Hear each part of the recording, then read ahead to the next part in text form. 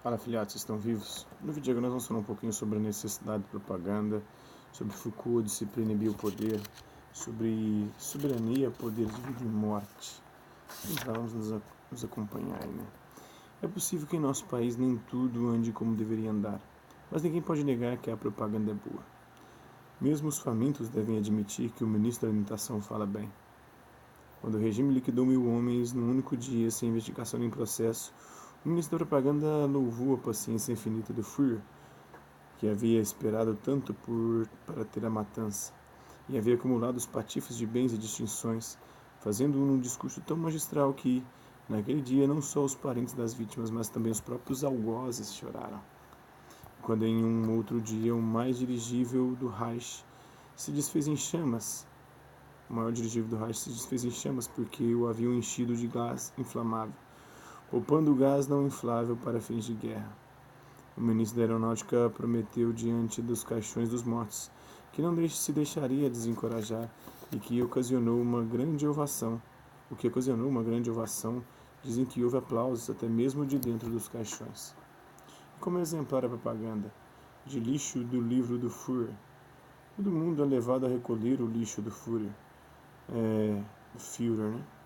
Onde quer que esteja jogado, para propagar o hábito de juntar trapos, o poderoso Göring declarou-se o maior juntador de crápulas de todos os tempos, e para acomodar os crápulas, fez construir no centro da capital do Reich um palácio ele mesmo do tamanho de uma cidade. Um bom propagandista transformar um monte de esterco em local de veraneio. Quando não há manteiga, ele demonstra como um talhe esguio faz um homem esbelto. Milhares de pessoas que o ouvem discorrer sobre as autoestradas alegram-se como se tivessem carros. Nos túmulos dos que morreram de fome em combate, ele planta louros, mas já bem antes disso, falava de paz enquanto os canhões passavam. Somente através de propaganda perfeita pode-se convencer milhões de pessoas que o crescimento do exército constitui obra de paz, que cada novo tanque é uma pomba da paz e cada novo regimento uma prova de amor à paz. Mesmo assim, bons discursos podem conseguir muito, mas não conseguem tudo. Muitas pessoas já se ouve dizer em pena que a palavra carne apenas não satisfaça e pena que a palavra roupa aqueça tão pouco. Quando o ministro do Planejamento faz um discurso de louvor à nova impostura, não pode chover, pois seus ouvintes não têm com que se proteger. Ainda há algo mais desperta dúvidas quanto à finalidade da propaganda, quanto mais propaganda há em nosso país. Quanto mais propaganda há em nosso país, tanto menos há em outros países. Bertolt Brecht, sátiras alemãs nos seus poemas. Segundo a Hannah Arendt, a grande lição do totalitarismo, o perigo que ele representa é o isolamento, a atomização dos seres humanos. Ainda que esse isolamento seja o sintoma de uma sociedade de massas, ele é contrário à condição humana, segundo a qual os seres humanos habitam o planeta como coletividade, não como seres isolados, como ilhas. O modo de evitar novos regimes de terror, portanto, é resgatar os laços sociais e políticos entre os indivíduos. Como nós já vimos em outros vídeos, Michel Foucault desenvolveu a ideia de uma microfísica do poder, uma nova forma de compreender o poder nas relações sociais, os micropoderes. O filósofo afirmou que nas sociedades ocidentais predominaram 3 tecnologias de poder distintas: o poder de soberania, o poder do absolutismo, o poder disciplinar e o biopoder. O poder da disciplina e o biopoder, o poder sobre a vida e o corpo, Então, o poder de soberania predominou nas sociedades pré-capitalistas em geral, com governos monárquicos. É um poder de cima para baixo, horizontal. É a tecnologia de poder que caracterizava a sociedade, analisada por Hobbes e Maquiavel, por exemplo. Foucault afirma que o princípio dessa tecnologia de poder era o direito que o soberano tinha sobre a vida e a morte de seus súditos. O governante soberano tinha o poder de estabelecer leis que se aplicavam a todos os seus súditos, mas não a ele mesmo. Se uma lei determinava que o indivíduo não devia matar o outro, pois o soberano deveria ser capaz de manter a vida, a segurança e a integridade física de seus súditos, ela não se aplicava ao soberano único que poderia tirar a vida de alguém sem descumprir a lei.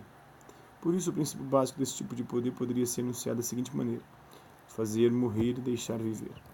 O soberano era aquele que tinha o poder de fazer morrer a qualquer um de seus súditos, por isso era também aquele que tinha o poder de deixá-los viver. A vida dos súditos era uma concessão do soberano. Na análise do poder de soberania, Foucault distancia-se da afirmação de Hobbes de que a instituição da sociedade põe fim à guerra entre os indivíduos. Foucault pensa que a sociedade é um prolongamento da guerra. As relações políticas no meio social nada mais são do que uma maneira de gerir os conflitos entre os indivíduos, isto é, a guerra entre os indivíduos organizada de outro modo. Além disso, Foucault não considera que o pacto social desloque todo o poder para o governante, como sustenta Hobbes.